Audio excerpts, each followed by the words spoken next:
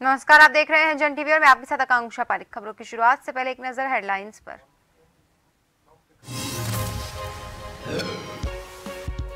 UJVNL के नए corporate भवन का लोकार्पण, मुख्यमंत्री पुष्कर सिंह धामी ने की शिरकत। 20 करोड़ 10 लाख के लाभांश का सौंपा चेक।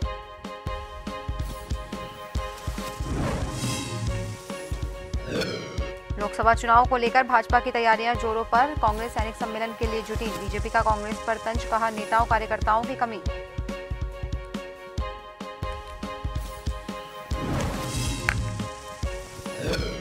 चार्जिंग स्टेशन को लेकर असमंजस की स्थिति, देहरादून में 10,000 ईवी लेकिन एक भी चार्जिंग स्टेशन नहीं। अब परिवहन विभाग लगाएगा 50 स्टेशन।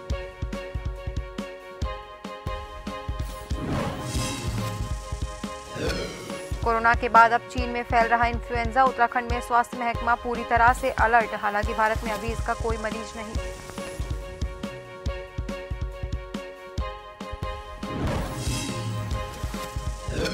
और 7वीं इंटरनेशनल ताइक्वांडो चैंपियनशिप 2023 का शुभारंभ, राज्यपाल गुरमीत सिंह ने की शिरकत। 2 दिवसीय प्रतियोगिता में 10 देशों के 250 खिलाड़ी ले रहे प्रतिभाग।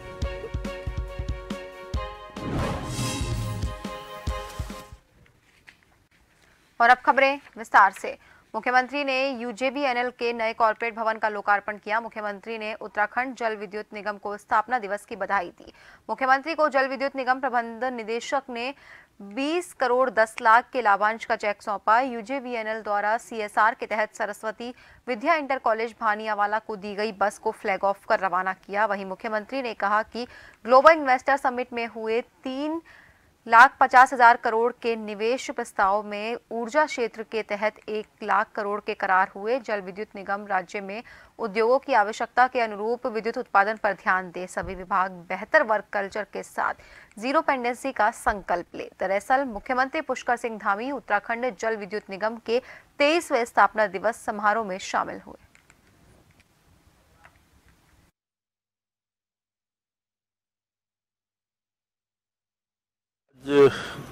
यूजेवीएनएल का स्थापना दिवस है और राज्य के अंदर यूजेवीएनएल लगातार बहुत सारी परियोजनाओं पर काम कर रहा है, अच्छी प्रगति भी हो रही है।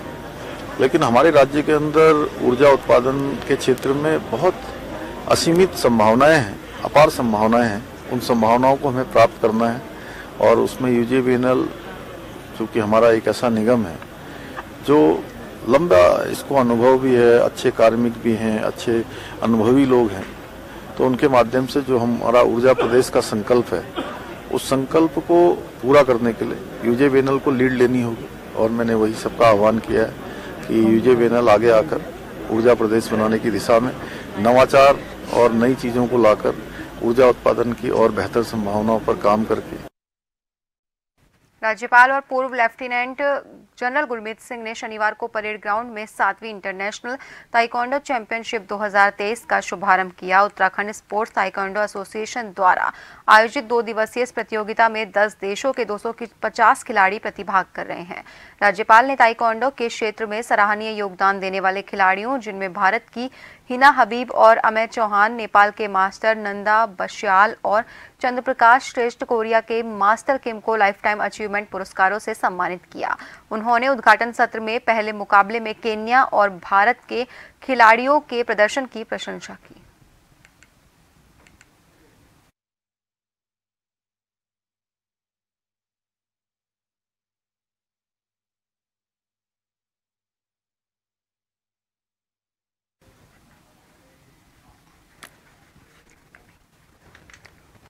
और इसी के साथ इस वक्त की एक बड़ी खबर जयपुर से आ रही है, जहां पर सीएम भजनलाल शर्मा अपने अस्थायी निवास से रवाना हो रहे हैं। आपको बता दें कि इस वक्त की एक बड़ी खबर जयपुर से आते हुए राजस्थान के, जहां पर इस वक्त सीएम भजनलाल शर्मा अपने अस्थायी निवास से रवाना हो रहे हैं। वो एसएमएस अस्पताल जा रहे हैं। सीधी तस्वीरें हम आपको इस वक्त दिखा रहे हैं, जहां अस्पताल में आज वो अपने पिताजी से मिलेंगे। बता दें कि अस्थायी निवास में उन्होंने आमजन से मुलाकात की और इसके बाद वो सीधा एसएमएस हॉस्पिटल के लिए रवाना हो रहे हैं। वहां वो जाकर वो अपने पिताजी से मुलाकात करेंगे। उनके पिताजी का इलाज जारी है। राज्यपाल और पूर्व लेफ्टिनेंट जनरल गुरमीत सिंह ने देहरादून में valley of words international literature and art festival के 7वें संस्करण का शुभारंभ किया। इस दौरान राज्यपाल ने पुस्तक गज्जू चलने लगा और एडमिनिस्ट्रेशन इन इंडिया सहित समारोह की स्मारिका का विमोचन किया। 2 दिन तक चलने वाले इस फेस्टिवल में देश विदेश के 100 साहित्यकार प्रतिभाग कर रहे हैं और विभिन्न विषयों पर 36 सत्रों में अपने विचार रखेंगे। इस आयोजन के माध्यम से देश और दुनिया में उत्तराखंड की कला और संस्कृति को पहुंचाने का प्रयास किया जा रहा है। फेस्टिवल के शुभारंभ के मौके पर राज्यपाल ने कहा कि इस तरह के आयोजन विचारों को एक व्यक्ति से दूसरे व्यक्ति तक पहुंचाने में मददगार साबित होंगे।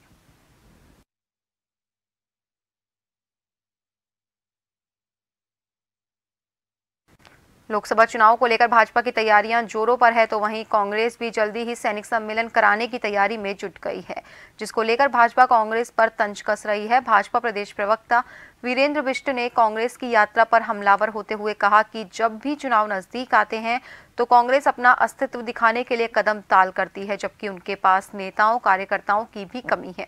वहीं कांग्रेस प्रदेश प्रवक्ता गरिमा दसौनी ने कहा कि कांग्रेस की विचारधारा सैनिकों को सम्मान करना है, ना कि भाजपा की भांति झूठ परोसना। जब भी चुनाव नजदीक आते हैं या चुनाव की चर्चा होती है, वो 2-4 दिन कदम ताल कर लेती है दिखाने के लिए कि हम भी कहीं हैं। उससे कहीं फर्क नहीं पड़ता। कांग्रेस के पास कार्यकर्ताओं की भी कमी है, नेताओं की भी कमी है, और जो नेता उनके पास हैं वो आपस में गुटबंदियों में लगे हुए हैं। भारतीय जनता पार्टी निरंतर काम करने वाला दल है। लगातार हम संपर्क और प्रवास करते हैं। हमारी जो योजनाएं हैं मुख्यमंत्री पुष्कर सिंह धामी जी के नेतृत्व में जो जन कल्याणकारी काम हो रहे हैं, उसको जन जन तक पहुंचाने का काम हमारा कार्यकर्ता करता है, पदाधिकारी करता है। कांग्रेस पार्टी तो सैनिकों का सम्मान करने वाली पार्टी है, और जितना सैनिकों को गौरव कांग्रेस पार्टी ने दिलाया है उतना भाजपा सोच भी नहीं सकती। कम से कम हम सैनिकों को 1 रैंक 1 पेंशन के मामले में झूठ नहीं परोस रहे हैं। कम से कम हम सैनिकों के पराक्रम और शौर्य पर राजनीति नहीं कर रहे हैं। किस तरह से प्रधान सेवक ने पुलवामा के बाद, बालाकोट हादसे के बाद पूरी जनता का आह्वान करते हुए कहा कि शहीदों के नाम पर भी सही, लेकिन उनके सम्मान में वोट दीजिए भारतीय जनता पार्टी को। इस तरह का निचले स्तर का काम कम से कम कांग्रेस पार्टी को नहीं आता कि शहीदों के नाम पर वोटों की उगाही करे। और सैनिक सम्मेलन कांग्रेस पार्टी कराएगी, सैनिकों को पूरा सम्मान कर कांग्रेस पार्टी देगी। फरवरी 2018 में संभागीय परिवार प्राधिकरण की बैठक में वाहनों से लगातार बढ़ रहे प्रदूषण पर चिंता जताई गई थी, जिसके बाद पर्यावरण संरक्षण के लिए इलेक्ट्रिक वाहनों को प्रोत्साहित किया जा रहा है। देहरादून में इलेक्ट्रिक वाहनों को लेकर लोगों में उत्साह देखने को मिला, जिसके बाद वाहनों की संख्या तो बढ़ी है, लेकिन अब तक एक भी ईवी चार्जिंग स्टेशन नहीं बने हैं। देहरादून में वर्तमान में 10,000 से ज्यादा इलेक्ट्रिक वाहन हैं। कॉन्फेडरेशन ऑफ इंडिया इंडस्ट्रीज की रिसर्च के तहत 40 गाड़ियों पर एक चार्जिंग स्टेशन होना जरूरी है। ऐसे में देहरादून में कम से कम 42 चार्जिंग स्टेशन की जरूरत होगी। अब परिवहन विभाग 50 चार्जिंग स्टेशनों की स्थापना की तैयारी कर रहा है। जो इस वजह से जो हमारी जो डिस्टेंस लिमिटेड है, हम 110 किलोमीटर तक दे सकते हैं वन साइड। तो ये गाड़ी का जो एवरेज निकलता है 220 किलोमीटर का निकलता है, ताकि हम आराम से वापस आ सके। तो अभी जो सबसे बड़ा चैलेंज हमारे सामने आ रहा है वो आ रहा है चार्जिंग स्टेशन का। मसूरी जाते हैं तो फिर किस तरह चार्ज करते हैं, कैसे रहता है? देखिए, मसूरी के लिए तो रास्ते में है, यहाँ से फुल चार्ज करके हम गाड़ी भेजते हैं, और मसूरी में भी एक चार्जर है। लेकिन कई बार है कि मसूरी में ट्रैफिक जाम इतना रहता है तो वहां तक पहुंचने में काफी टाइम लगता है। देखिए, ऐसा है कि हमारे यहाँ इलेक्ट्रिक जो सरकार की, उत्तराखंड सरकार की तरफ से इलेक्ट्रिक वाहनों को प्रोत्साहन दिया जा रहा है, जिसके अंतर्गत प्राइवेट वाहन खरीदने पर उसका टैक्स माफ़ किया जा रहा है, और अगर कॉमर्शियल इलेक्ट्रिक वाहन खरीदते हैं तो 20% की टैक्स में छूट दी जाती है। इलेक्ट्रिक वाहनों के साथ साथ हमारे पास अब जो चार्जिंग स्टेशन है उनकी आवश्यकता प्रतीत हो रही है, जिसके अंतर्गत परिवहन विभाग द्वारा पूरे एरिया का सर्वे कराया गया, और सर्वे के अंतर्गत हम लोगों ने ये डिसाइड किया है कि जो प्लेन एरिया है वहाँ पर लगभग 9 किलोमीटर के दायरे में एक चार्जिंग स्टेशन कम से कम हो, जिसमें काफ़ी सारे पॉइंट्स हो। और अब आपको सीधा ले चलते हैं गुजरात के सूरत, जहां पर इस वक्त पीएम नरेंद्र मोदी पहुंचे हुए हैं और सूरत एयरपोर्ट पर नए टर्मिनल भवन का शुभारंभ कर रहे हैं। बता दें कि इस वक्त पीएम मोदी गुजरात के सूरत पहुंचे हुए हैं, जहां पर वो सूरत एयरपोर्ट पर नए एकीकृत टर्मिनल भवन का उद्घाटन कर रहे हैं। सीधी तस्वीरें हम आपको इस वक्त गुजरात के सूरत से दिखा रहे हैं। बता दें पीएम नरेंद्र मोदी का ये गुजरात दौरा है, जहां पर वो इस वक्त सूरत एयरपोर्ट पर मौजूद है, जहां नए टर्मिनल भवन का उन्होंने उद्घाटन किया है।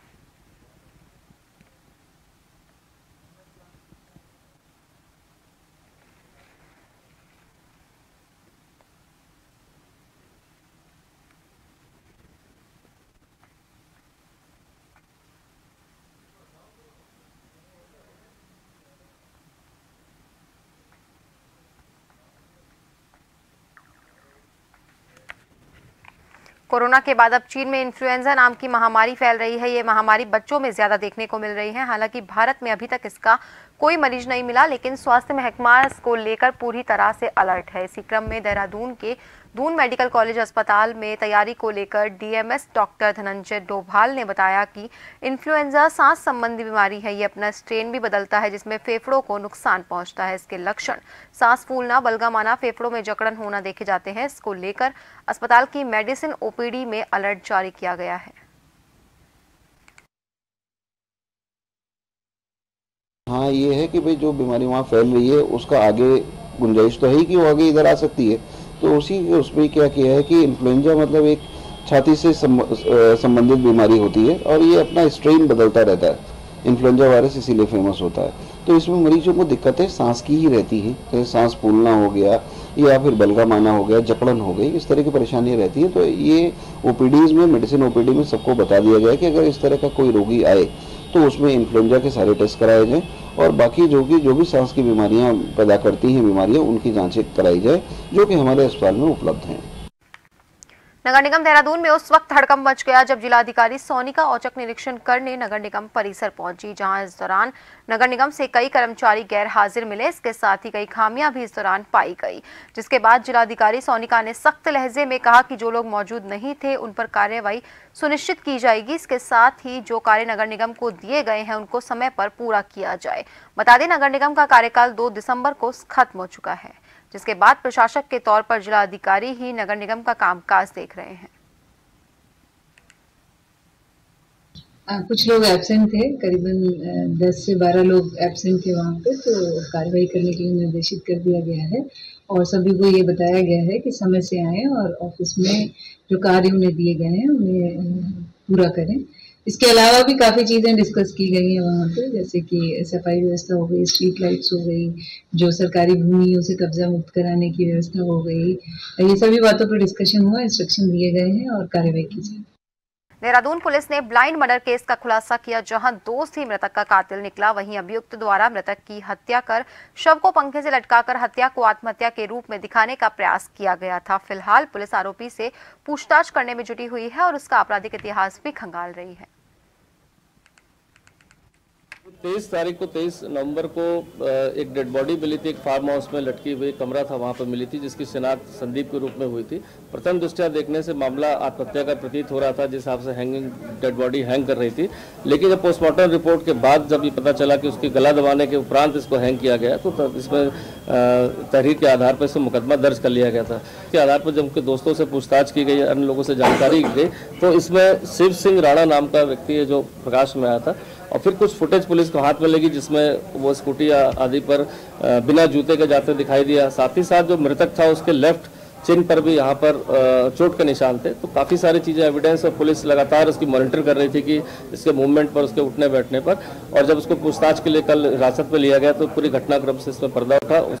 जोशीमठ से है, जहां ग्रामीण इलाकों में पानी से चलने वाले घरेलू घराट विलुप्त होने के कगार पर पहुंच चुके हैं। बता दें कि पहले पहाड़ों में पानी से चलने वाले इस घरेलू घराट का बड़ा ही महत्व माना जाता था और कहा जाता था कि पानी से चलने वाले घरेलू घराट में पीसे जाने वाला अनाज शरीर के लिए काफी लाभकारी होता है। वहीं ग्रामीण इलाके आज भी ऐसे हैं जहां आज भी पानी से चलने वाला घरेलू घराट ग्रामीणों की पहली पसंद है। पुरानी परंपरा को लोग संजोए हुए हैं।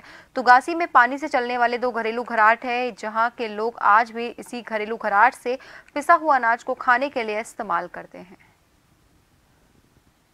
हमारा दादा परदादा से चल के आ रहा है और आज भी चलता है और यहीं के गेहूं से इसकी आज भी आटा की पिसाई होती है गेहूं की और स्वादिष्ट बड़ा स्वादिष्ट होता है इसका चक्की का आटा जो ये पंचक्की चल रही और आज भी ये इस गांव कुमारी पास के समीप है और यहाँ जो विदेशों से कई से पर्यटक आते हैं कुमारी पास पंगरचोला पास के लिए तो उन लोगों को भी इस चक्की का आटा दिया जाता है और इस चक्की का पंचक्की का आटा बहुत ही स्वादिष्ट और लाभदायक होता है। खबर उधम सिंह नगर से है, जहां भाजपा एसटी मोर्चे के राष्ट्रीय अध्यक्ष और राज्यसभा सांसद समीर उरांव के उत्तराखंड पहुंचने पर भाजपा प्रदेश उपाध्यक्ष विवेक दीप सिंह के नेतृत्व में भाजपा कार्यकर्ताओं ने फूल माला पहनाकर उनका जोरदार स्वागत किया।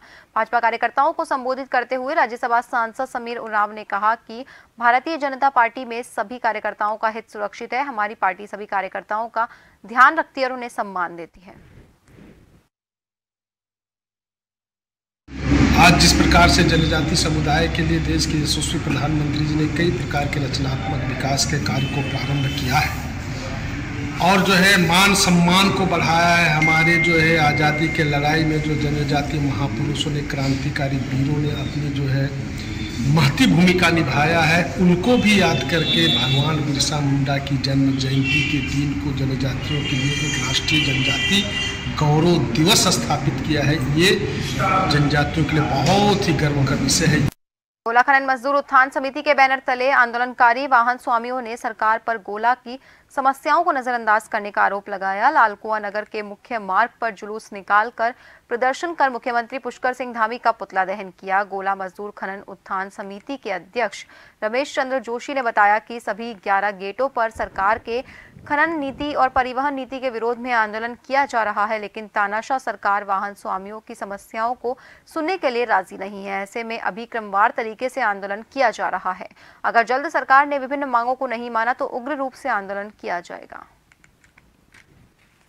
उत्तराखंड के जो मुख्यमंत्री हैं उनके परिवहन नीति और खनन नीति के खिलाफ हमारा जो ये आंदोलन जारी है और विगत हम जो है 1 महीने से आंदोलन चल रहे हैं। हमारा जो है हमने इससे पहले जो है विशाल रैली भी निकाली थी, लेकिन सरकार के कानून में जून नहीं रह रहा है। इसलिए आज जो है हमारे सभी 11 गेटों में सभी वाहन स्वामी, वहाँ के अध्यक्ष, वहाँ के पदाधिकारियों ने जो है हर गेटों पर आज जो है पुतला, राज्य सरकार का पुतला जला रखा है। आगे भी अगर सरकार होश में नहीं आई, माननीय मुख्यमंत्री ने अगर संज्ञान नहीं लिया तो हम हमारा जो है कल का कार्यक्रम बुद्ध पार्क में हल्द्वानी जो है शाम को कैंडल लाइट का है और परसों को हमारा जो है आत्मनिर्भर का कार्यक्रम है हल्द्वानी। और सरकार ने अखंडता अपना रखी है और राज्य सरकार सारे लोगों को बेरोजगार करना चाह रही है। एक तरफ तो मोदी जी कह रहे हैं कि हम रोजगार दे रहे हैं और दूसरी तरफ ऐसी भयानक स्थिति पैदा कर रखी है कि जिस गोला से 2 लाख लोगों का परिवार चलता है, 2 लाख लोगों की रोजी रोटी चलती है, उन सब लोगों को बेरोजगार करने के लिए ठेकेदार को लाया जा रहा है और अपनी सेटिंग गेटिंग के आधार पर सरकार ऐसी व्यवस्था बना रही है। अब उसी सेटिंग गेटिंग पर उन्हें जो है हमारी फिटनेस भी प्राइवेट सेक्टर को देगी और उसी सेटिंग गेटिंग के आधार पर उन्हें जो है नदी में जेसीबी के लिए भी हाईकोर्ट से फैसला अपने पक्ष में ले लिया। तो सरकार तो ऐसा बनाना चाह रही है कि लोगों को अपंग करना चाह रही है। खबर जनपद उधम सिंह नगर के खटीमा नगर से है, जहां उप जिलाधिकारी रविंद्र सिंह बिष्ट के नेतृत्व में नगर पालिका की संयुक्त टीम के द्वारा तीसरे दिन भी अभियान चलाया गया। अतिक्रमण हटाओ अभियान। वहीं सिंगल यूज पॉलिथीन को लेकर प्रशासन सख्त नजर आया। अवैध रूप से मार्गों के किनारे किए गए अतिक्रमण को हटाया गया। वहीं उत्तराखंड हाईकोर्ट के आदेशों के मुताबिक अतिक्रमण हटाओ अभियान चलाया जा रहा है, जिसमें 7 दिन पहले सभी अतिक्रमण करने वाले पॉलिथीन बेचने वाले दुकानदारों को नोटिस दिया गया था, जिसमें नोटिस के बावजूद भी अतिक्रमणकारियों द्वारा अवैध रूप से दुकान लगाई गई, जिस पर उप जिलाधिकारी रविंद्र सिंह बिष्ट और नगर पालिका के द्वारा तत्काल कार्रवाई की गई। नगर पालिका के साथ मिलकर यहाँ पर जितना भी हमारा अतिक्रमण हुआ खरंजा मार्केट में, आज़ाद मार्केट में या हमारे जो खटीमा में तहसील क्षेत्र में जहाँ पर भी हमारी नगर पालिका क्षेत्र है, वो अतिक्रमण हम लगातार हटा रहे हैं। और साथ ही साथ जो पॉलीथीन का उपयोग है जो कि टोटली बैन है माननीय उच्च न्यायालय के आदेश के क्रम में, तो उसको भी हम छापेमारी कर उसमें जुर्माने की कार्रवाई भी हो रही है, उनके पॉलीथीन भी जब्त किए जा रहे हैं। और जब तक ये पूरा हमारा खटीमा क्षेत्र अतिक्रमण मुक्ति हो जाता है और पॉलीथीन मुक्ति हो जाता है, ये लगातार कार्रवाई चलती रहेगी। कॉन्टेस्ट में लाखों रुपए की लॉटरी लगने का लालच देकर 28 लाख रुपए हड़पने वाले एक और साइबर ठग को पुलिस ने ऋषिकेश देहरादून से धर दबोचा है। पूर्व में 2 अभियुक्तों को गिरफ्तार किया जा चुका है। जानकारी के आधार पर थाना बेरीनाग में अज्ञात व्यक्ति के विरुद्ध मुकदमा पंजीकृत किया गया था। उक्त प्रकरण में साइबर ठगों द्वारा लोगों को व्हाट्सएप पर केबीसी कॉन्टेस्ट में लाखों रुपए की लॉटरी लगने संबंधी मैसेज भेजे जाते हैं और लॉटरी के पैसे निकालने हेतु जीएसटी और इनकम टैक्स लगने के नाम पर लाखों की ठगी की जाती है। पुलिस की सतर्कता से केबीसी के नाम पर ठगी करने वालों को गिरफ्तार कर लिया गया। एक थाना बेरीनाग क्षेत्र में एक वादी के साथ 25 लाख की धोखाधड़ी हुई थी, जिसमें केबीसी में लॉटरी लगने के नाम पर इनसे पैसे ले लिए गए थे। इनका जो मोडस ऑपरेंडी है वो ये लोग व्हाट्सएप पे एक ग्रुप बनाते हैं और उसमें जो लोग व्हाट्सएप ग्रुप में अटैच होते हैं उनके साथ ये लोग बात करते हैं और उनको बताते हैं कि आपका केबीसी में 1 करोड़ की लॉटरी लगी है। ये इस प्रकार के लोगों को अप्रोच करते हैं और उन लोगों से जीएसटी के नाम पर ये लोग पैसे पहले ले लेते हैं, जिसमें हमारा जो वादी है जो बेरीनाग क्षेत्र का है, इसके साथ इन्होंने 25 लाख की धोखाधड़ी की। इसमें 2 अभियुक्तों को हम लोगों ने पहले उड़ीसा से गिरफ्तार किया था, जो इसका। और अब आखिर में एक नजर हेडलाइंस पर। यूजेबीएनएल के नए कॉर्पोरेट भवन का लोकार्पण, मुख्यमंत्री पुष्कर सिंह धामी ने की शिरकत। 20 करोड़ 10 लाख के लाभांश का सौंपा चेक।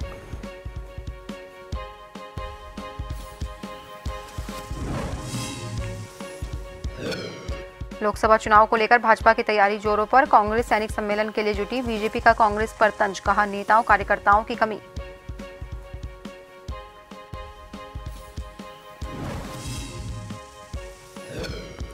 चार्जिंग स्टेशन को लेकर असमंजस की स्थिति, देहरादून में 10,000 ईवी लेकिन एक भी चार्जिंग स्टेशन नहीं। अब परिवहन विभाग लगाएगा 50 स्टेशन।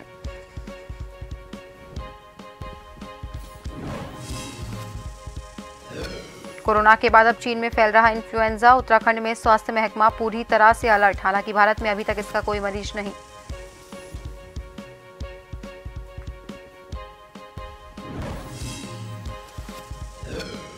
और 7वीं इंटरनेशनल ताइक्वांडो चैंपियनशिप 2023 का शुभारंभ, राज्यपाल गुरमीत सिंह ने की शिरकत। 2 दिवसीय प्रतियोगिता में 10 देशों के 250 खिलाड़ी ले रहे भाग।